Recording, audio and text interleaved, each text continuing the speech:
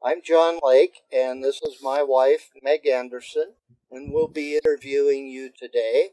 And what we need is a rundown on your name, date of birth, where you were born, how and why you came to Highlands Ranch, what you've done in your life, and principal activities and interests. So just kind of, first of all, name, date of birth, all of that basic stuff. Okay, I'm Lawrence Phipps, the third, and I was born October 28th, 1933, at St. Luke's Hospital in Denver.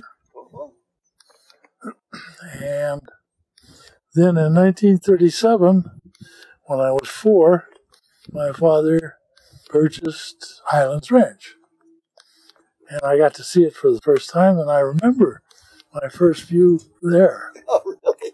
And what most impressed me was the White Room, as we called it, with Right. Yes. which is now everybody calls a solarium. Yes. And I can remember that as a 4-year-old kid. Oh, boy. So that's who I am. That's an impressive room. And what has been your occupation? What occupations have you had? After I got out of college, I was in the Army Intelligence for 3 years. And then I came to Denver and got a job with the Denver Equipment Company in sales, and I sold mining equipment.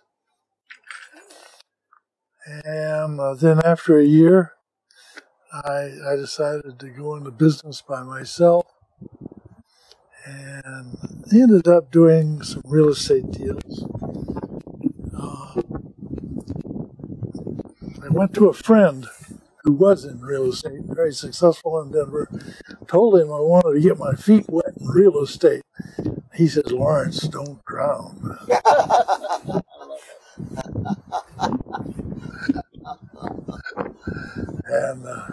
And I damn near did. So that's my story. And,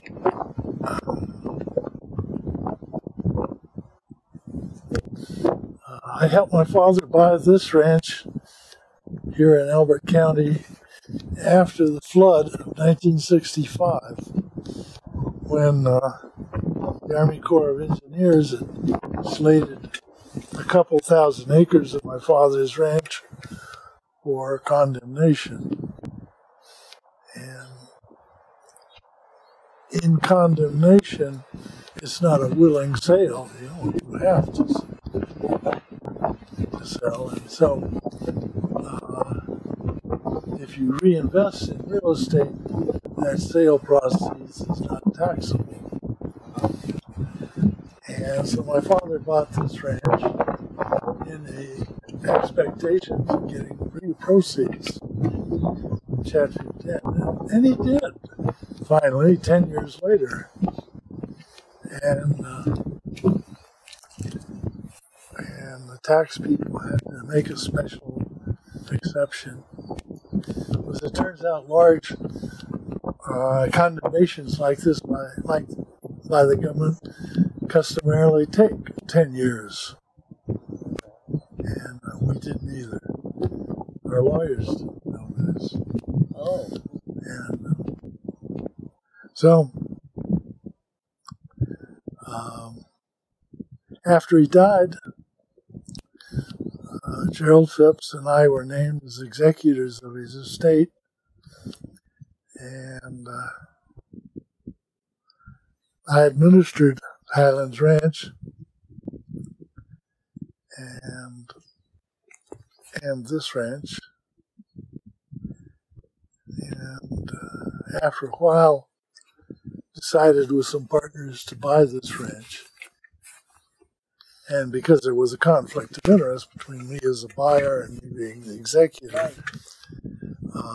it had to be a pretty open sale. And so the judge had us expose this on the open market for 1 year at the price I'd offer When nobody came up to that number, then I got it. So that's this ranch, the quarter circle bill ranch. Right. Yeah. Okay. Good. And by that time, I'd severed my relationship with Mission Viejo, and they decided to do the cattle operation on their own. And Now, what was the relation to Gerald Phipps? That you were both exhibitors. he's my uncle. And he was a contractor, and when I started dealing with him in business, I'd always heard people say very good things about him business-wise. And he was that way. He was, in a spectacular fashion, honest and forthright in his dealings. And I think that was the secret to his being a general contractor. He gave the impression, which he carried out, of this is the contractor you wanted, whatever the price. Yeah. And, That's a compliment to him. yeah, well, that's how he was to deal with. And we had many discussions, but no major arguments. Uh-huh. And we administered the estate for some 8 years before we were discharged, and the estate was settled. You did have the Highlands Ranch, but that had some property up on County Line too. There was one section of land in Arapahoe County, which was midway between University and Colorado Boulevard. And of course, it was quite valuable from a development standpoint. And my father was running short of cash 6 months before he died, and needed money very badly. And so I made a deal, or I talked him into making a deal, to sell 80 acres to a developer, Trammell Crow, with options on more 80s. And so that was the land. That was already under contract, essentially, by the time he died. And by that time, because of those sales, he didn't have a cash crunch. Yeah. Good for you. Well, in turn, easier. Trammell Crow and his partners were real good business people. They are, yeah. Oh. Well, you have quite a family tree. Yes. Going back to the senator, Lawrence Sr. How does all that, what's the story of that? Well, the senator had 3 sons and 3 daughters. I didn't know the daughters very well. And I knew the sons, my father, and Alan Phipps was the lawyer, and Gerald Phipps was the contractor. And I just, was a kid. They were older, and I had social dealings with them. Yeah. I never had a clue of what Gerald was like to deal with in business.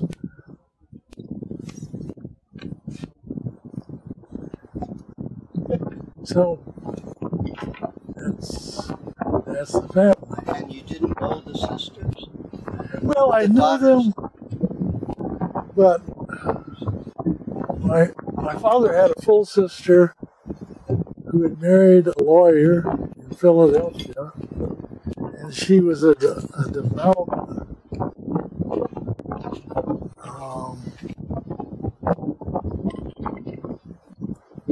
There's a cult in Philadelphia, a religious cult. I can't think of it offhand. But What was her name?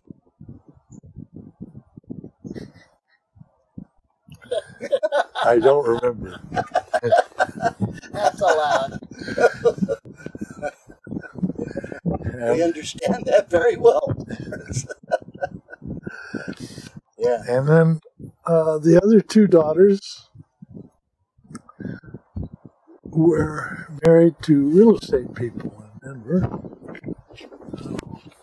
One was had the last name of Garrett, and the other one had the last name of Bromfield.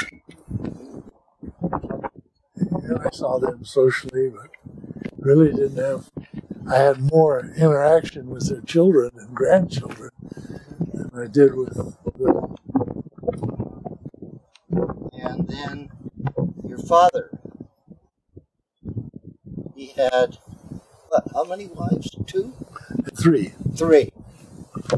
He had 3 wives, 3 daughters by the first wife, and 3 children by the second wife, me, my sister Richmond, and my brother Henry. And then no children by the third wife, Laney.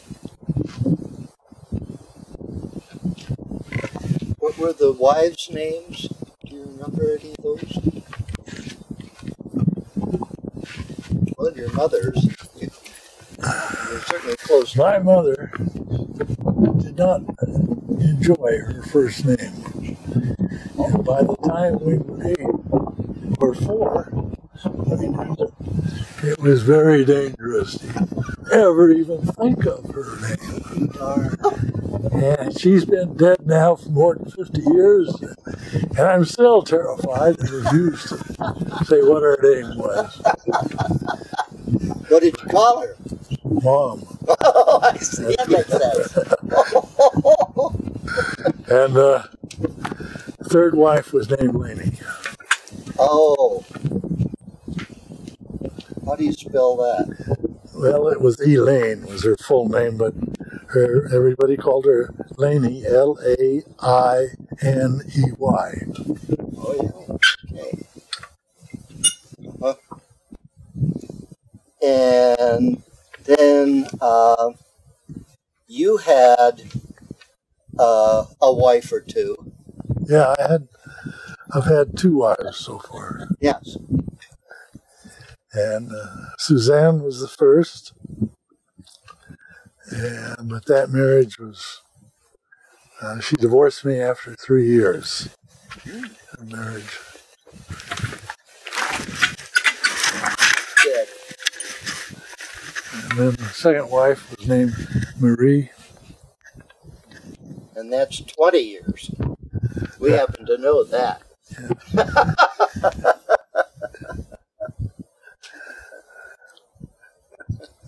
And then you had how many sons? Just one. Yes. Lorenzo. Yes. And then daughters? None.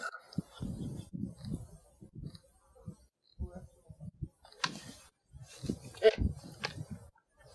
It's kind of outside my area of expertise. Our next subject is Frank Kistler. Okay. Did you remember him at all? No, I don't know if I ever met him. Yeah. But you were 4. I was 4 when my father bought the place, and by that time the place was already in the bank's hands. Ah. So your dad went and negotiated with the bank. I don't know who he negotiated with. Yeah. At any rate, he took over Kistler's loan at the bank. Yes. And that's the loan he was never able to pay off. Uh-huh. And finally, after his death, Gerald and I paid it off. Mm-hmm. And that was the Frank Kistler loan. I'll be darned. Whatever happened to Frank Kistler? Well, part of the deal was that he got something. And so what he got, was a highly mortgaged Colorado hotel in Glenwood Springs with a hot spa, with a hot springs. Yes. And he moved there and managed that. Oh my gosh. I did not know that.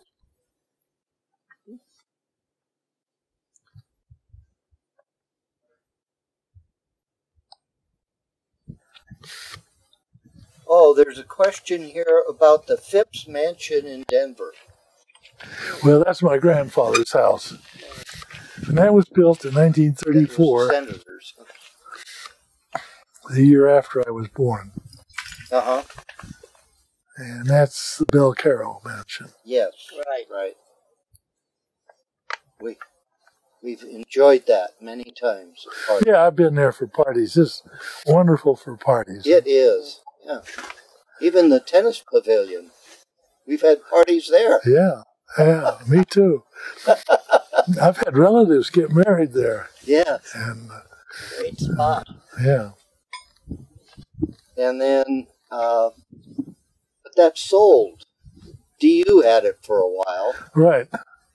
And then they sold it. And DU used it as a conference center. Yes. But the cost of its upkeep far exceeded its value as a conference center. And as its costs rose with inflation and deteriorating 1930s plumbing and heating and no air conditioning. And Yes.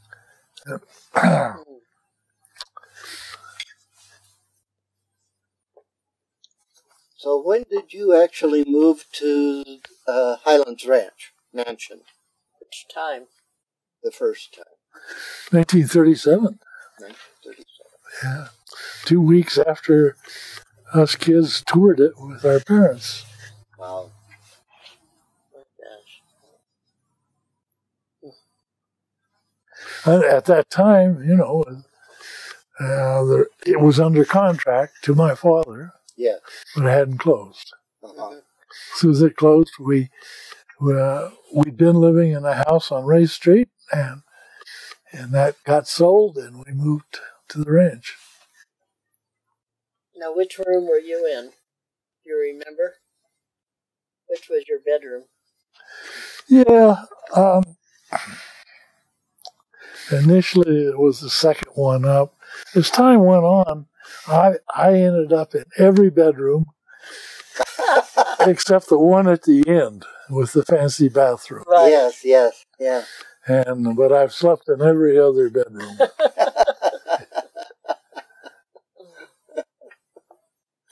They just opened up a bedroom off the servant. It was in the servants' quarters, I guess. And Highlands Ranch has just opened that up for tours and things like that. They've got it furnished in older furniture and things. We saw it the other day, but we don't know much about it yet. So. Yeah. So where the servants' quarters were, that was the original house. Yes. The Rotherwood house. Yeah.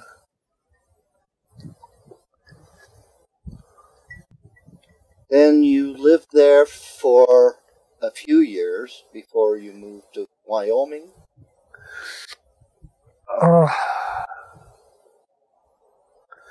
Yeah, I lived there for 3 years until 1940. And that's when my mother and father got divorced. And under Colorado divorce laws then, there had to be a 2-year separation before a divorce was granted. And so my mother went originally to Arizona, and then to California, then to Wyoming, and then the divorce became final. Mm-hmm. Then you lived in Wyoming for several years. Oh, yeah, that's where I went to school. And we started out living on Prairie Dog Creek in east of Sheridan. And my mother and stepfather traded that place for one south of Buffalo. So that's where I went to grades 7 and 8, and then on to high school. Sheridan has quite a history, doesn't it? That town. Yeah, Bighorn has the big history. See, it was the capital of Wyoming at one time. Really? And it's never had a population of more than 250 people. I think that's its current population. That was its population in 1890. And but that's where the big landowners were.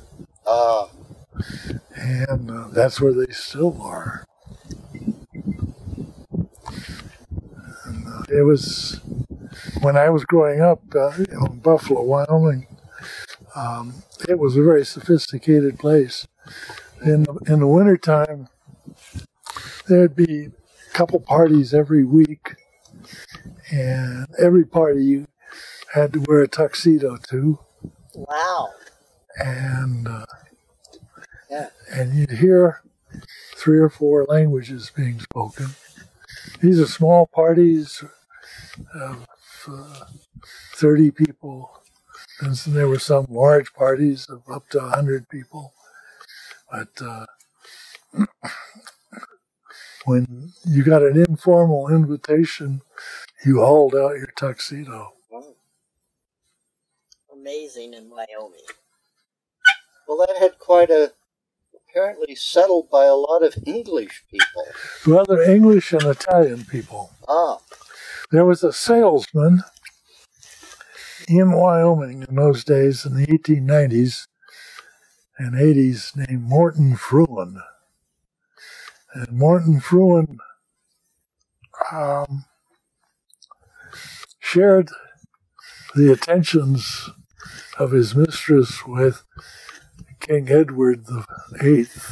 Oh my gosh. And they shared the same mistress, who was Lily Langtry. Oh, yes. The most beautiful woman in the world. Right, I recall that. And he sold all these ranches to these investors, and they'd send their second and third sons there. Yes. And because of English primogeniture rules. And he also sold a lot of mining properties in Australia. And these people all lost their cattle in the blizzard of 1888. And the same year, this mining company in Australia went into receivership.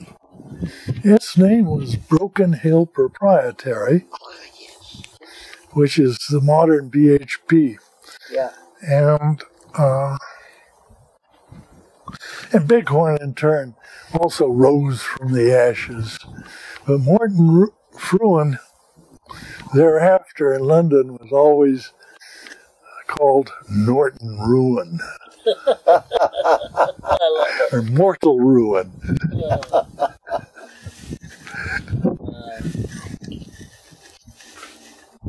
We digressed a little bit into different territory, but that's fascinating to me, how that settled up there. Oh, yeah. Very closed society, actually.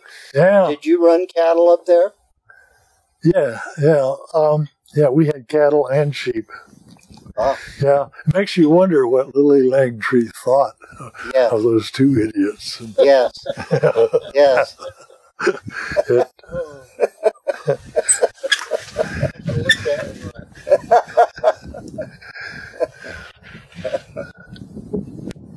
Oh, back to the mansion. Sure.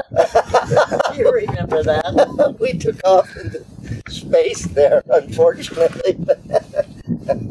I guess if we're doing the interview, we could do that. Yes. What was the mansion when you lived there? What was it like? Well, what you came back from Wyoming after the war. It hadn't changed. My father made no changes in the mansion. He took it over from Kistler, and and moved in some of his own furniture. Inherited a lot of Kistler's furniture, the big white table in the white room, for example, and the clock on the wall. Yes. Oh, yes. And when Kistler sold it, that clock was accepted from the contract. Oh. Kistler was supposed to come and get it. And then our lawyers, when they saw it in my father's estate, they said that clock is personal property. Oh, And it has to be sold separate from the land. And I had to take them back and show them how there's a fireplace behind that clock and a 4-foot thick wall. yeah. Yes. And I guess, with explosives and a backhoe, you could get that clock. But Well, Yeah. but otherwise, it'd sure be hard. Yes. And Yes. it was hard to explain to those lawyers that that was not personal property. Yes. well, we love having it. They have it running again. Good. Yeah. That's first news. My father got it running once Really? in my lifetime. That was, Uh-huh. No, it is running. It gongs on every 15 minutes and on the hour. I know the gong. Yeah. Yes, it's Yeah. wonderful. Yes. Yeah, he got it running for a couple of years, and then it fell silent. So when did you move back there? What year? Well, when I got out of the Army, I moved back there temporarily. And then I got the job with the mining supply company, and I got an apartment in Denver instead. So I was only back at the ranch for a couple of weeks, Oh, okay. and maybe a month. Hell, Then when did you actually move back into it then? I never did move back in. Ah, okay. Say, my father was there until he died. That's where he died. And I was still running the ranch. There was no change in ranch operations after he died. When did you take over the ranching? I took over. I became his attorney, in fact, maybe 8 or 10 years before his death. Ah, But I didn't exercise those powers until he got weaker, and he had me go to some auctions and do some land deals. But I wasn't too active until about 9 months before he died. He had a heart attack, ah, and then I took over all operations. And that was the heart attack and the cash crunch yes. all at once. And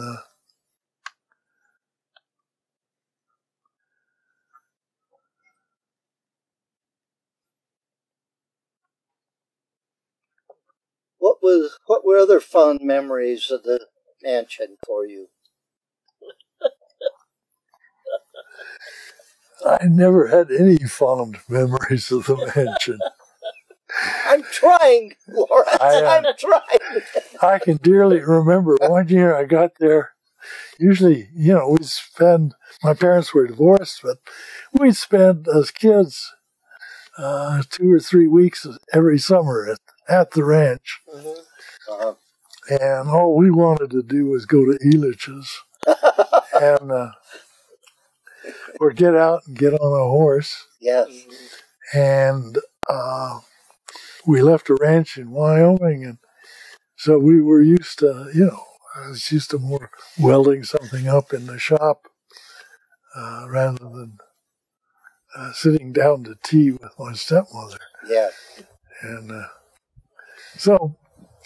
but I do remember one year I was down for stock show, and I had a free day, and I went to the mansion, and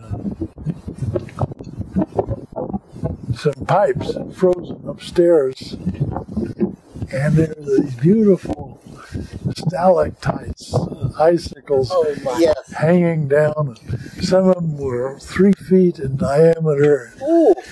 and touch the floor, that concrete floor of the porch that goes around on the ground level.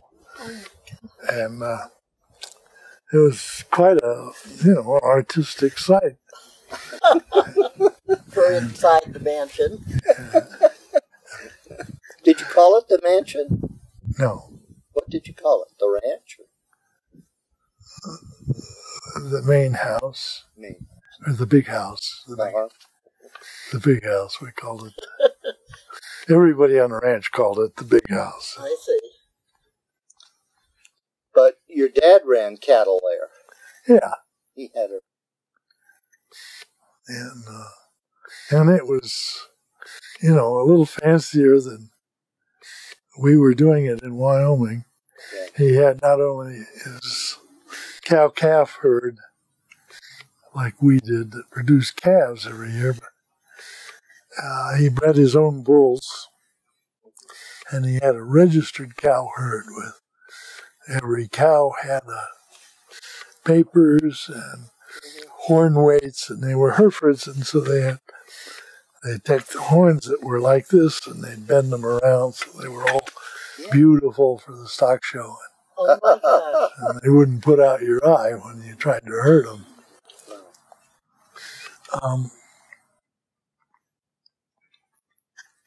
But you were involved, I remember, with Tweet because you had to work out the deal with her about maintaining the common fence. Right. Bud Morgan took me over there in 1955 when I got out of the Army. Who was he? He was one of the foremen at the ranch. Uh-huh. He ran the cattle operation. Uh-huh. He was Marion Morgan's husband. Oh.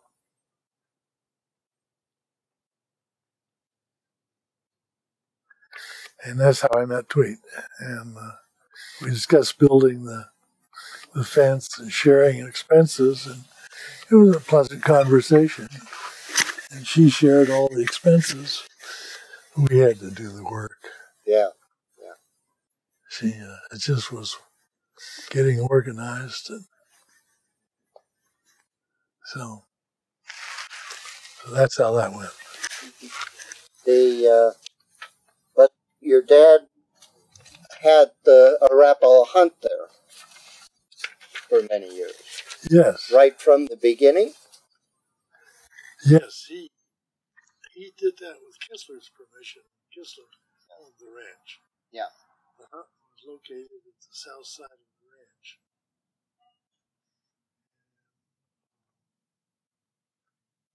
Yeah, he hired George Beeman 2 years before he bought the ranch. Oh. One of the memories that some of the others have about that land, about being at the big house, was that on the 4th of July there was a big fireworks display there. You remember that? Oh, yeah. Part of your history? Yeah, I remember being to several of those events. And, there were a couple of very dry years that it was canceled because of the fire danger. Sure. And there was always, my father was concerned about those fireworks getting out of hand. Yeah. Good reason. And those juniper trees on the entrance to the mansion are flammable. Yeah. So were the pine trees. Oh, yeah. It was say nothing of the grasslands. Yeah. Yeah. What other celebrations did you have there? Anything else that steps out in your mind? I know that you didn't have a great time there, but... there were a couple weddings in the family. Oh. And then there were several hunt breakfasts there. Oh, yes. After the hunt, we'd all go there. And they were big catered events. And those were fun.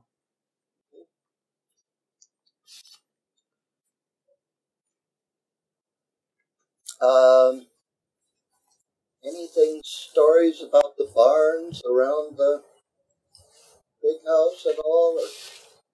Well, I spent a lot of time in those barns. Yes. Some had been built at the turn of the century.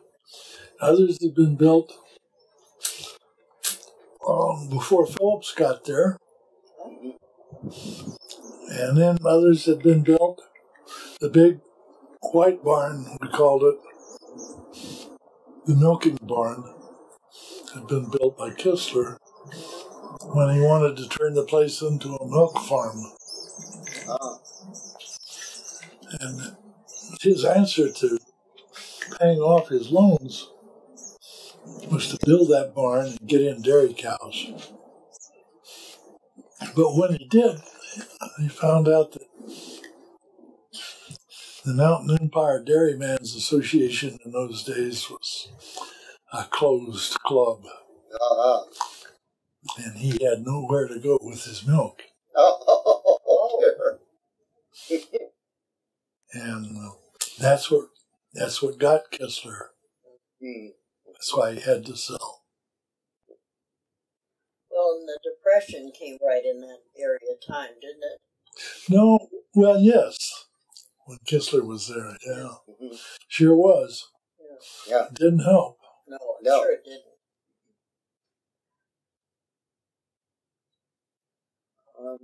Do you remember the bowling alley? Oh, yeah, we used to play there. What about the bowling alley? Well, we'd have to talk one of us siblings into setting pins. Oh, yes. And then the others would... and occasionally we'd get a visitor who wanted to learn how to set pins. Oh, gee, we'll show you. We made sure that they were well practiced by the time. I love it. Yeah, we played there a lot. Yeah. I remember Joan saying that she remembers ice skating on that veranda out there. Yeah. Freezing it over in the wintertime and ice skating on it. Yeah. What do you remember about the Chum Howe house? Well, my sister Mimi built it. And her husband was in the lumber business. Mm-hmm. And so they used nothing but the finest lumber. And inside, though, it's a bit Gothic. Oh, is it? It's dark. It's dark. They have small, narrow little windows. But it was certainly beautifully built.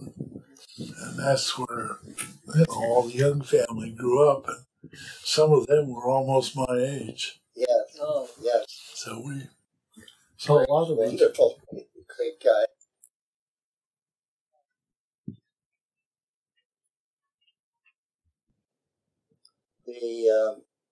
Did you bring the map that you had that you wanted? Something? We don't need to do that on camera, do we? We'll get you to mark boundaries on the map or something. They want that. Okay. The windmills and the wells. You had quite a few wells on the ranch, I imagine. Right. And working with windmill crews is how I learned about windmills. Yeah.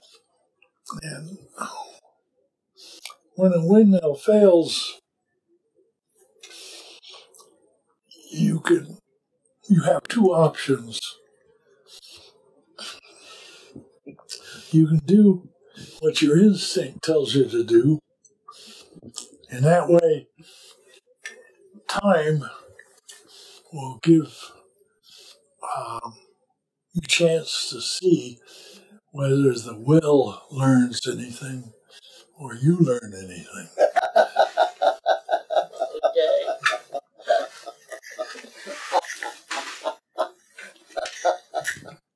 So your instincts aren't always true. So the other way is to do it the way old windmill people do it. And pull it, change the leathers, stick it back in the ground, examine the outer casing, examine the inner casing, and the place would climb up on the tower. Dangerous stuff. Yeah, dangerous stuff. Didn't you say the rattlesnakes like the windmills? Oh, that was the rocks around The rocks. base of it. That rock enclosed windmill, the big one, Yeah. up on the hill, was always full of rattlesnakes. And then there was a pump house further southeast where the big Douglas aquifer well is, Arapaho aquifer well. Oh. And that's the one that supplied the ranch then, and I think it's still in functioning. It had a little house that was always full of rattlesnakes, and it would often have electrical disturbances. Oh, yeah. Spiders would build webs and trip circuit breakers. And so you go in, and that's when it's bright, middle of summer, and you walk into a dark little shack with no windows That you can't see. and everything rattling at you. Go in shooting. Oh, that was Did you ever get bit by a snake? no. Yeah. Good. My mother liked snakes and taught me to be friends with snakes, and especially bull snakes. Yes. And when I was riding, as a kid, I'd pick them up and shove their head up my sleeve and let them wiggle. And they go look and come out here. And then I shove them down here. The long ones, I just ride home with their Oh my tail sticking out and the head out. Crazy. And then I had one snake, a pet snake, and he didn't like anybody else in the family. He'd hiss and try to bite them and snap at them. A bull snake. Yeah, but I'd wrap him around my legs when I go to sleep at night, And in the morning, he'd still be there. But I remember one day I was sick, and I had the flu. Some neighbor lady came, and my mother explained how I was sick.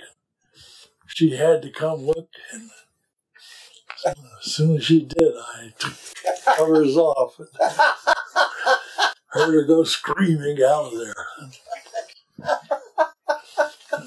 Oh dear. Yeah, that was fun. Oh yes. Rattlesnakes, when I started managing the ranch, there was a time when I was wearing slippers like Mark is. When I'd get in the car, I'd slip them off and drive barefoot. And I had to go out and check a well once in this car. And hot day, 100 degrees, and wind blowing. And I came to a gate, and opened the door of the car, and jumped out, barefooted, stepped on a snake, on a rattlesnake. Really? Yeah. And we both knew how to fly. That rattlesnake went shooting off that way, and I went shooting off this way. And the funny thing is, I had a gun sitting on a pistol on the front seat of the car, and I grabbed that gun and never could find the snake. He'd flown away. So funny. Yep. That's how you learn about yourself. Yeah. Sure do. Life has lots of lessons for us. What about homesteads around? There's something called a failing Douglas investment. South of the kennels, Yes. there's it's a 1,400-acre property. It's located a quarter mile east of Highway 85. And so the only entry is through somebody else's property. And it stretched up and around two sides of Daniels Park. Wow. And it went all the way to the Daniels Park Road on the north side. And of course, this was the most scenic property in the ranch. My father bought it shortly after the Second World War. And he was proud to add that. Yes. And that's what gave us the boundary between. Yes. Right. Yes. What about the Griggs? These are just names. It doesn't ring any bell either. Yeah. Do you know, Nancy? Griggs Homestead is toward the northeast portion of the ranch property right now. The closest boundary is just to the west of Monarch Boulevard. Going up the hill. Which boulevard? The hill. Monarch. It's just to the west of Monarch. By Wildcat. South of the high school there and the junior high. Yeah. At Rock Canyon. Right. And Briggs, as we understand it, had a homestead there, but he was also a way station on the road up to Daniels Park. Yeah, well, I didn't know him, and we gave that property a different name.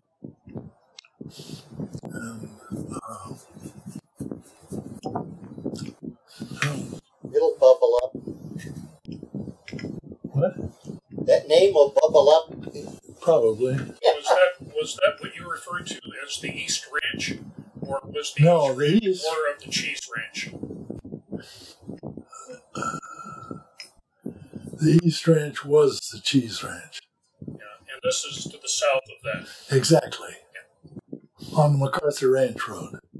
Just south of MacArthur Ranch Road, yes. Yeah. Yeah, that had already been subdivided, and there were little, 35-acre ranchettes in there.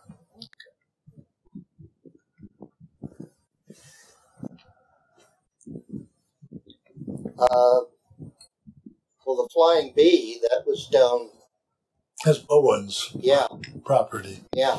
And my father owned that property, and he needed money, and he sold it to a member of the hunt who was going to build a house there. But then the war came along, and it didn't work, and Bowen took it over. How much land was with that? There originally was a quarter section, 160 acres. Here again, they were very scenic. Yeah. There were cottonwoods and the Highland Canal running through it. And Bowen built its runway. Yeah.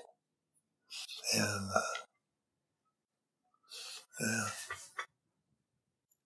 Any other homesteads around there? Well, there was one along the County Line Road, midway between Bowen and that my father bought, and it was a separate house, garage and barn, and 10 acres. And I've forgotten what we called that. We rented it out.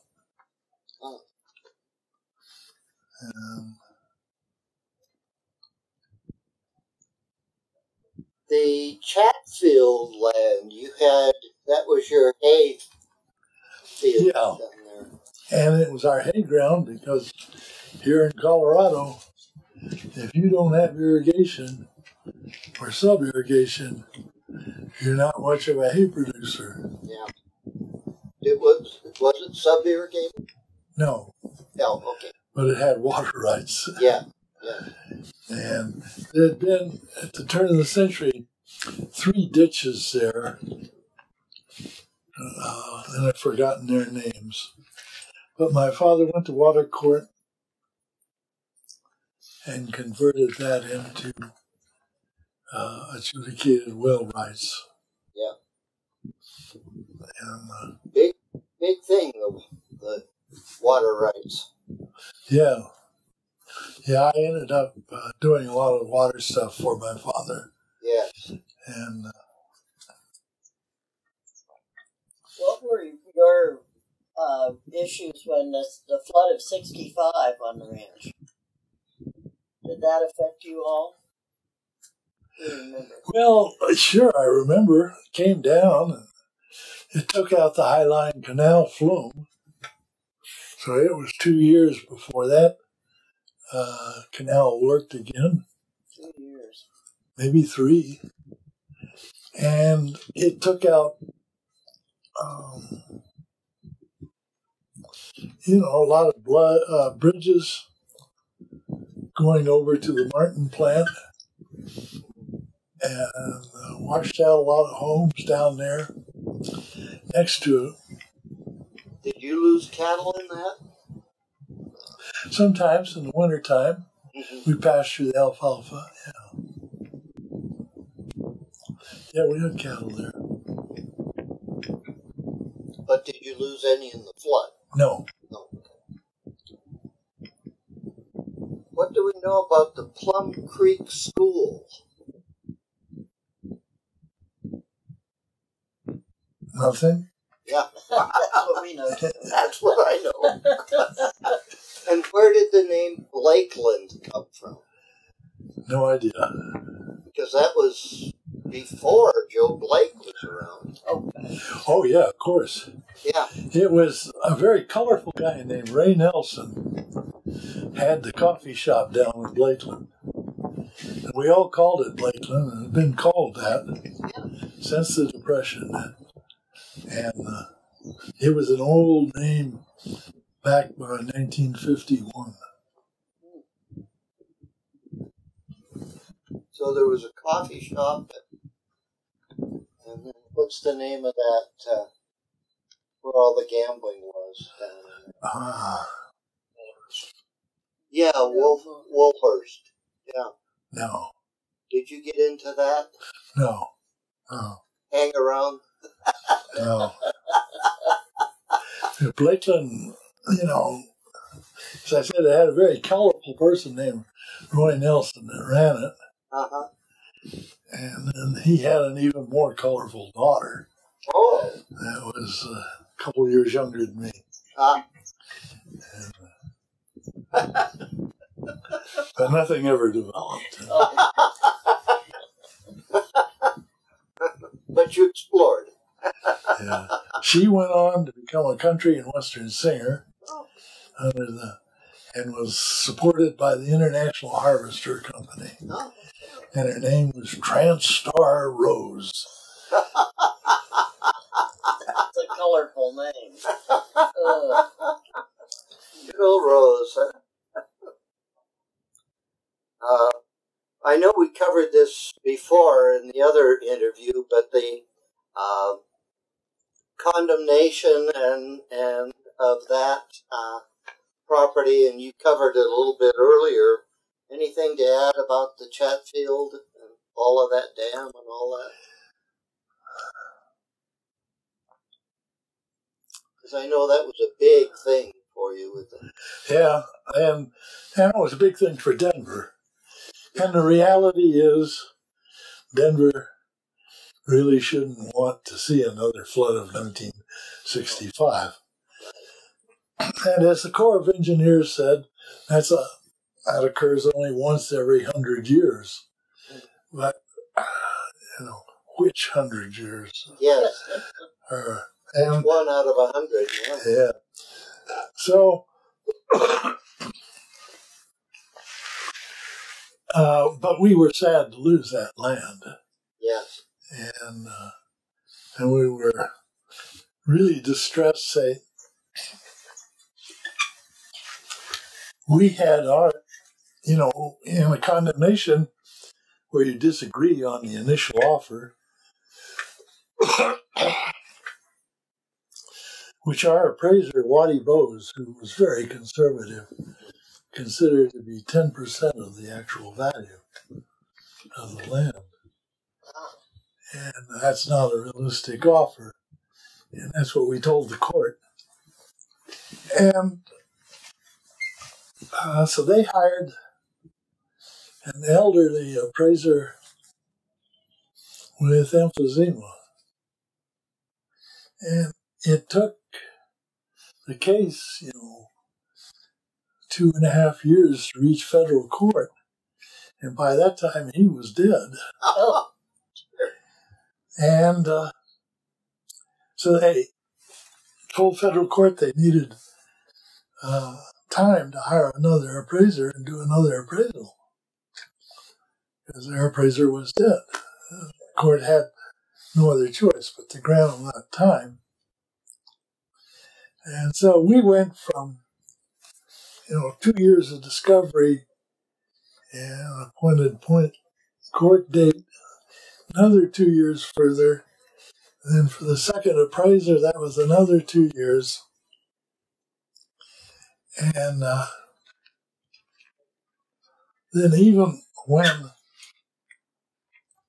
the number came down judicially,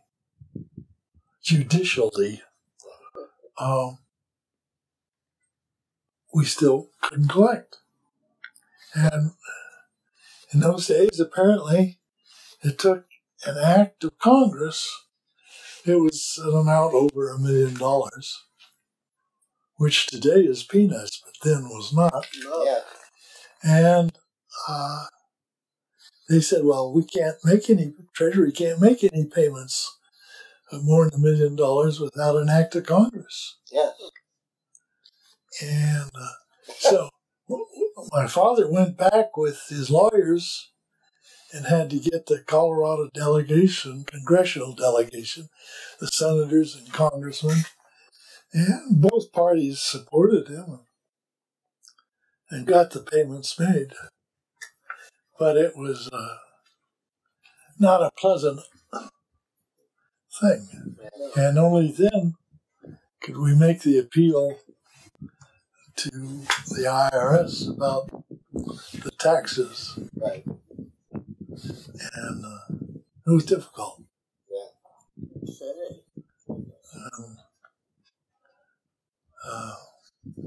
What was your brand for the cattle out on Highlands Ranch? It was a quarter circle with a bell underneath. Oh, the same brand. That is the brand. Oh, okay. That's the only brand we used. Oh, okay. Okay.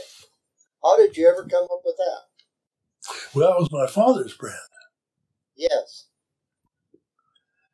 And I talked to him about it once. I said, you were one of the founding directors of Mountain States Tell, and their logo is a circle with a bell in it, because it was one of the bell companies. right. He said, no connection. He said, there was nothing to do with that. I just independently came up with that long before. So there's an untold story there somewhere. Yeah, well, now you know what I know.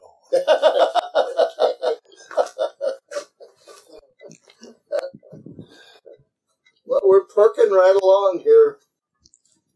You're doing great. I think we covered all the Marvin Davis and the sale of the property and everything previously. We don't need to. And we did the filming of Centennial. There wasn't a lot in... Oh, where did the Longhorns come from in Centennial, in the film? I have no idea. And they were not filmed. Those segments were not filmed at Highlands Ranch. Right, yeah. And there is a guy, and I can't remember his name, in El Paso County that has a big herd of longhorns. Ah. And so I would suspect that's where the... rented those. Yeah. Yeah. You got to... Well, that probably is... the problem with longhorns is they eat a lot of grass and they don't make much beef. Yeah. And they were the only beef to start with back in the early days because they were the only things that could walk from South Texas to railheads in Kansas. Yeah. But those days passed. Yeah. Did you have any involvement with the Littleton area, the people of Littleton at all? Not really. Not really. Because we had some friends, Donna, what were her folks? She's a Smith now. Come to me, but We covered Cherokee. Yeah.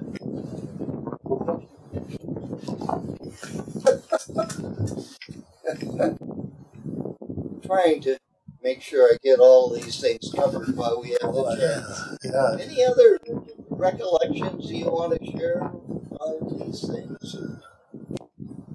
The importance of your growing up here in this area? Well, I only partially grew up in that area. right. And I partially grew up in northern Wyoming. Yeah. And for some reason, the stories of Lily Langtree were much more exciting than somebody in Littleton. I can understand that.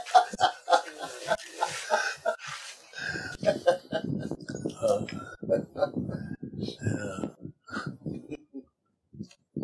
Now, we'd come down every year to Stock Show, and that was the big thing. And we'd see my father then, spend a few days with him. And but we never really had time, to get acquainted with the community. Hmm.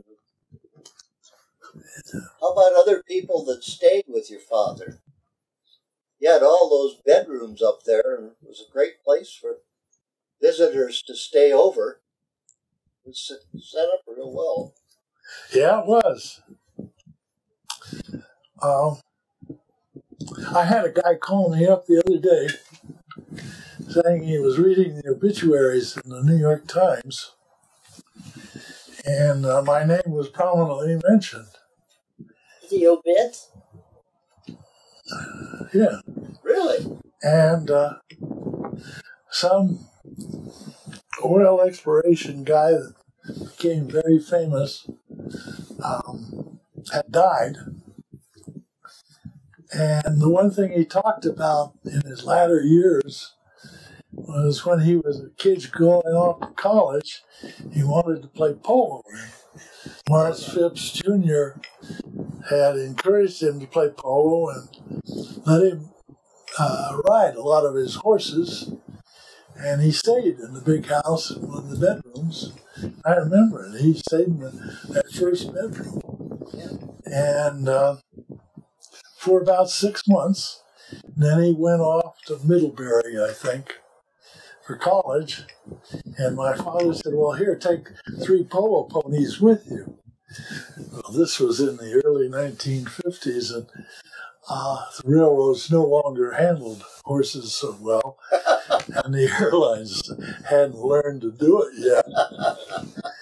And he ended up in Middlebury with 3 horses, and they had no stabling, and, it's in northern New England with severe winters and no equestrian programs whatsoever.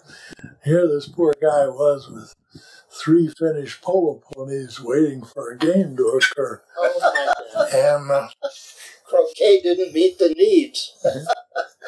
So he made it through Middlebury and graduated. Then he went back to Oklahoma, where he was from. And he still had his horses with him. And he started playing polo. And he played polo then till he was in his 70s. And he kept on telling her that's what got him started in polo. Yes. And so I asked Marvin Beeman, I said, do you remember your father giving away 3 of the best polo ponies? And this was when Marvin was playing polo at CSU. And I was a freshman at Princeton. And Marvin had no memory whatsoever.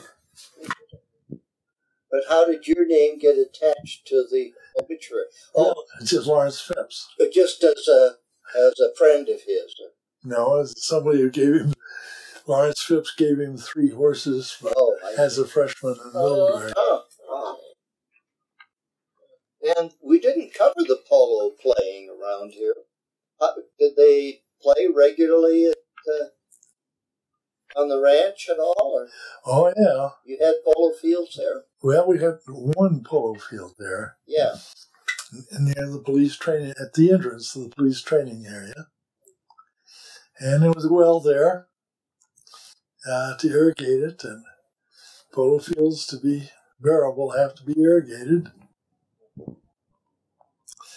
And my father developed it largely for me, I think. And at first it was a dirt field. And we played in the dirt. And then one day he planted it and we didn't play at all. And then the next year it was ready. And so this is where the Plum Creek Polo Club had most of its games. Yeah. And there were other fields around. On Road 105, Dr. Carlisle Pollock had an indoor arena where we played. And then further south, 105, on the Dakin Mountain Road. Oh, yeah. Bill Sinclair built the first polo field south of his home, and then one near Turtle Rock on the Dakin Mountain Road. And we played there, but still the principal location was Highlands Ranch. And the problem with polo is that it's always accompanied by intense politics. And the hunt is too, but the hunt, when my father was alive, he was the principal sponsor. And we had dues, but they were more of a token contribution than a realistic cost of the expense. And of course, when he died, that had to change. Yes. And Don O'Connor, Art Cook, and several others helped make that change come. And now it's a democratically operated hunt with politics. Of course, with politics. Yes, we're aware of the politics. Yes.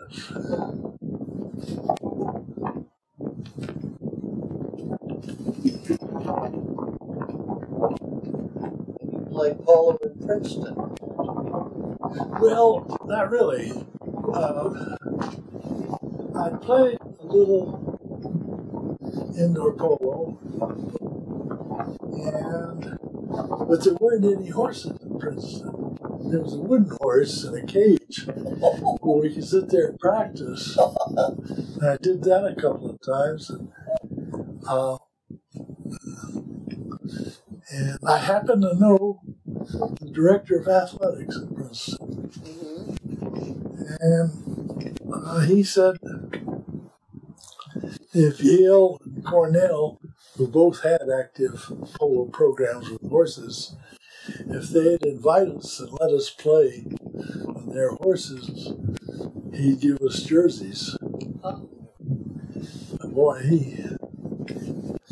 we'd leave Friday night for a Saturday game, and he wouldn't give us the jerseys until 6 o'clock Friday night. And he wanted those jerseys back by 8 o'clock Monday morning. And we'd get on, Yale would give us whatever horses they chose to give us. And we hadn't been riding or practicing and riding together, and they'd whoop us. And a month later, we'd do the same with Cornell, and they'd whoop us. So I sort of played polo at Princeton, but polo, you really should be riding several times a week just to be in shape to do it. Are there any other memories that you've got that you share? You feel that you want to tell us about? Or does that pretty much cover it? Well, you had an active life in Denver at your apartment for many years. Yeah, and my house. Then I had a house. Then you had a house? Yeah. Where was that then? That was on 13th and Columbine in Capitol Hill. Oh. And that's where I started entertaining once a week. Oh. Oh my gosh, Lawrence. And Wild. We had enjoy it. yeah, much like the things we do today. Except I wasn't married. Yes. That didn't make a difference. Were there any outstanding memories that you have of that time? Tell us Well, about yeah, television. I had trouble balancing the parties. Like, I like to have a disparate crowd, in case you hadn't noticed. Yeah. And, but I couldn't help it. One week I'd have nothing but lawyers. And the next week there'd be nothing but doctors. And then the next week there'd be nothing but people from Iran or Iraq. And I had this associate real estate people who was in Baghdad, and he played oud. And he was a great musician. And he used to come every week, and he had a friend that was a drummer who was maker in Denver.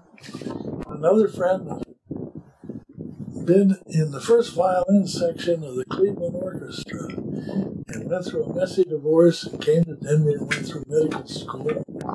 He was a violinist and a great musician. And he was a devout Jew. The drummer was a devout Christian. And he was a devout Muslim. And they loved playing together. And belly dancers would vie for with each other for their time. And they'd use my bedroom to change in, and then they'd come down, and they didn't care whether it was doctors, lawyers, or Iranians there. That's what they did every week. And it was fun.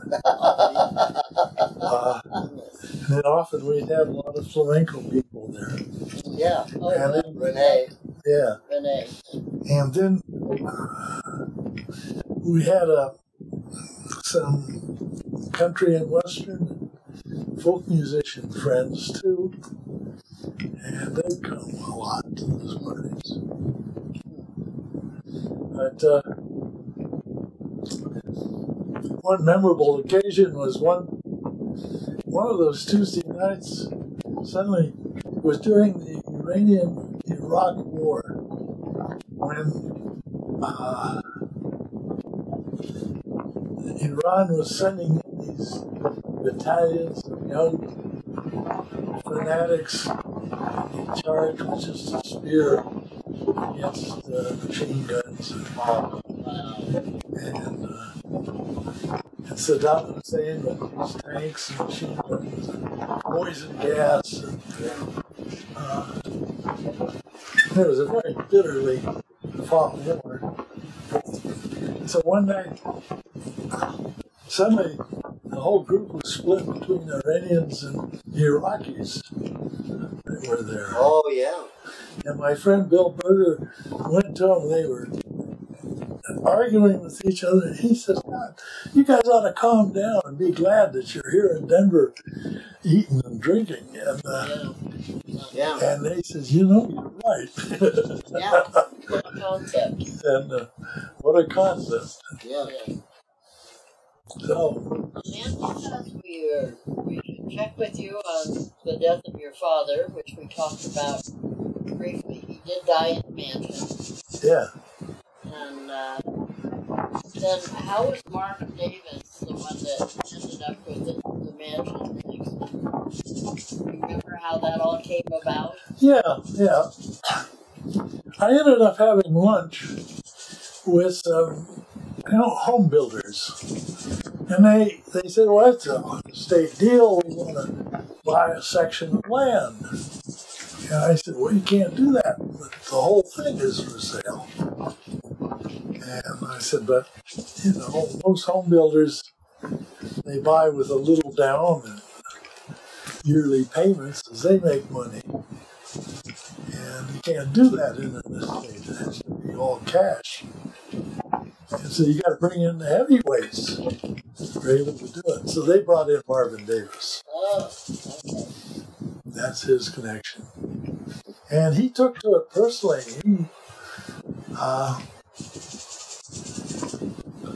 He came out with his lawyers one day, wanted to see me and have a tour, look at the cows. He said, well, how do you look at the cows? And I said, oh, I just get out of the car and call them, and they'll come.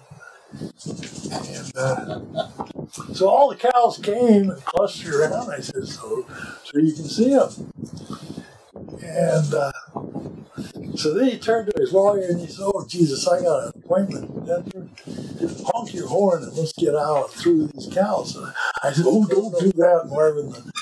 You know, if you honk your horn, those cows will follow you all the way back to your office.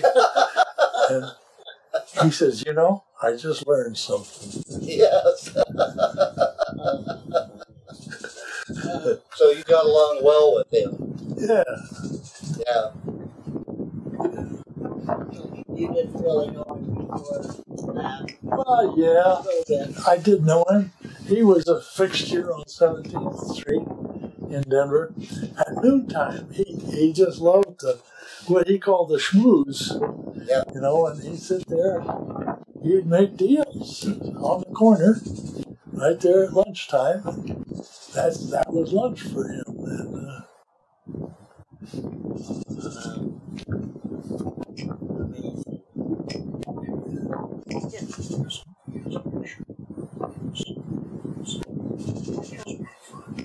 Do you have any kind of pictures of Marvin Davis with you? Or?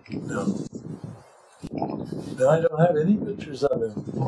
I've seen pictures of him in the Denver Post, and even the Wall Street Journal, but I don't have any pictures of him. Well, I'm sure there's lots of them on his website. Yeah. No, gotcha.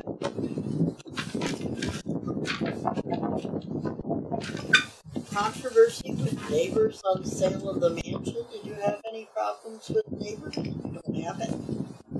Oh, you know, we were under pressure to make payments to the IRS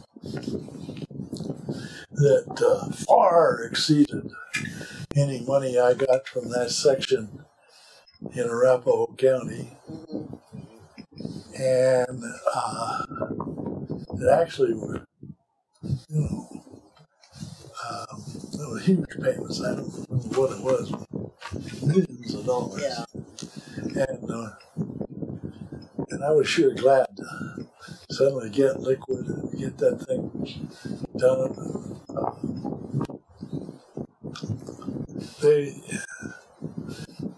We signed the deeds, and they gave the checks to our lawyers, accountants. It was in the Mile High building. Mile High. And our lawyer put the checks in his pocket. And he said, "Now, do you want an armed guard going back to your bank?" And he said, "No, I don't need an armed guard." "And you want an armored car?" And he said, "No, I'll just walk down there, probably with Gerald and Lawrence Phipps. Oh my God. And we'll deposit the checks, and then we'll have lunch." Yeah. And it was a celebratory lunch, and it was just a fast sandwich, and that was it. Oh my gosh. But it was a celebratory. Well, sure. And, The bankers were glad to see you. oh boy. Well, Lawrence, we really thank you for your time and. Well, this has been fun. Well, we've loved it. My goodness. Just wonderful. Thank you. Yes. I was going to bring up your speaking Russian, but I don't think that has anything to do with Highlands Ranch. No, no, it doesn't help.